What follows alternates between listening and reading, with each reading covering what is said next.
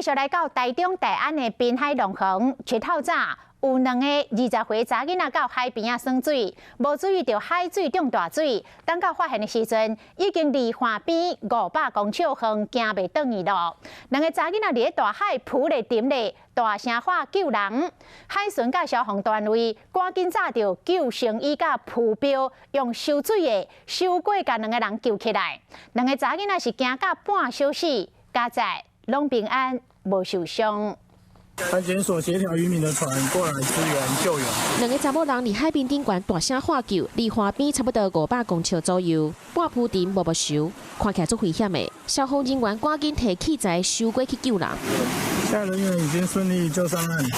2个查某人穿救生衣，去消防人员救起来的时阵，包毛毯惊讲会失温，因的表情真惊吓。好在家在拢无受伤。透早7点左右，消防和海巡接到报案，有2个查某人掉入浮轮顶悬。